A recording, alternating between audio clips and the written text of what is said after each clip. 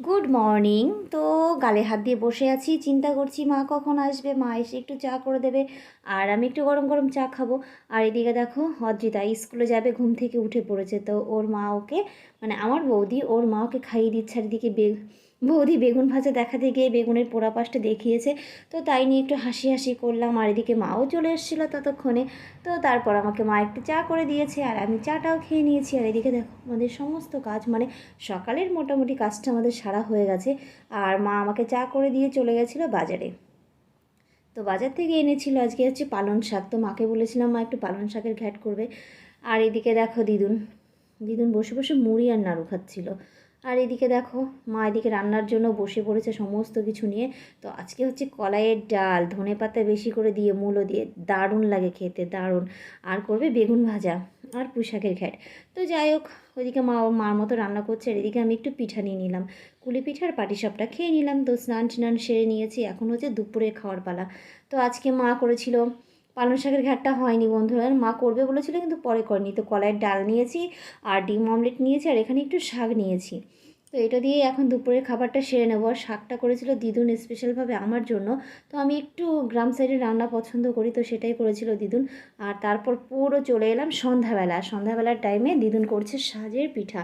এটা কে কীভাবে কোন নামে যেন, তো প্লিজ কমেন্ট করে আমাকে জানিও। তো এটা আমি জানি সাজের পিঠা বলে, মা শুনেছি মা বলতো, তো সেই জন্য আমিও বলছি সাজের পিঠা। আর এই ঢাকনাটা না আরও ভেঙে ফেলেছে, আর তার জন্য থালাটা দিয়ে ঢাকতে হচ্ছে। তো এদিকে দেখো দু বোনের চিপস মানে খেতে বসে পড়েছে। আর এদিকে সরা পিঠেগুলো বেশ হওয়ার মুহূর্তেই তো উরি সাবাস, দিদুন এক খোঁচা দিতে না দিতেই উঠে যাচ্ছে। তো আমি তো দেখছি খুবই ভালো লাগছে। তো তোমাদের কেমন লাগছে প্লিজ আমাকে কমেন্ট করে কিন্তু অবশ্যই জানিও। তো এরকম উনানে তৈরি আর ধাই ধাই করে আগুন জ্বলছে, দেখতেও খুবই সুন্দর লাগছে। আর দিদুনে পিঠা করছে, আর দিদুন না এই উনানে অতটা করতে পারে না। তবু আমাদের তো সেরকম নেই, একটা উনানের ব্যবস্থা করা আছে, তো এটাতেই দিদুন একটু করছে। তো দেখে খুবই ভালো লাগছিলো আর মনে হচ্ছিলো গরম গরম পিঠাগুলো খাই। আর এদিকে দিদুন বসে আছে, দিদুন তো সেকেলের মানুষ, তো একটু আর তার উপর আবার গ্রামের মানুষ। তো প্লিজ কেউ কিছু মনে করো না, দিদুন একটু বসে আছে ওইভাবে।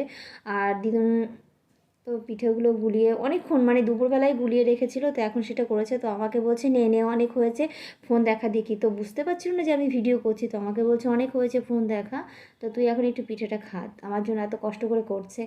তো বললাম ঠিক আছে। তো আমি একটু পিঠেটা খেয়ে নিচ্ছি। আর বাটিতে ছিল একটু ঝোলা গুড়, তো ঝোলা গুড় দিয়ে পিঠেটা সত্যি খুব ভালো লাগে খেতে।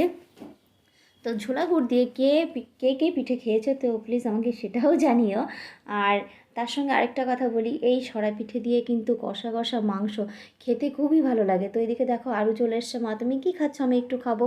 তো আরুকে একটু দিয়ে দিলাম। তারপরে অশ্মি বলছিল যে একটু নুন লাগবে, অশ্মিও খাচ্ছিল আমার সামনে।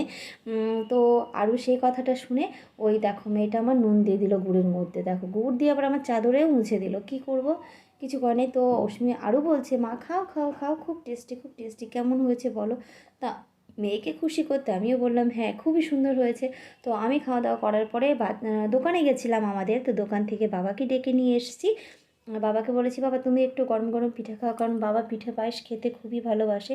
তার উপর বাবার শরীরটাও ভালো না, দেখো কীভাবে বসে রয়েছে। তো বাবার জন্য আমার খুবই কষ্ট হয়, মনে মনে খুবই কষ্ট পাচ্ছি যে আমার বাবাটা এতটা শরীর কেন খারাপ। আর একটা কথা বলবো, আমার ভিডিওটা যদি আমার ঋষি মানে আমার দাদার ছেলে দেখে থাকিস বাবা প্লিজ, আমি ফোন করি একটু ফোনটা তুলিস। আর তো দাদা তোর জন্য খুবই কান্নাকাটি করে, খুবই কষ্ট পায়। তো আমার ভিডিওটা যদি তুই দেখে থাকিস বাবা প্লিজ দাদার সঙ্গে একটু দেখা করিস, কথা বলিস, মাকে বলিস একটু ফোনটা দিতে। তো এর থেকে আর বেশি কিছু বললাম না। তো এখানে আমি একটু পিঠা করতে বসে পড়েছি।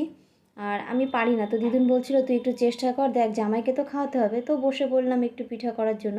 তো বন্ধুরা এই পর্যন্তই ভিডিওটা করলাম, টাটা, গুড নাইট।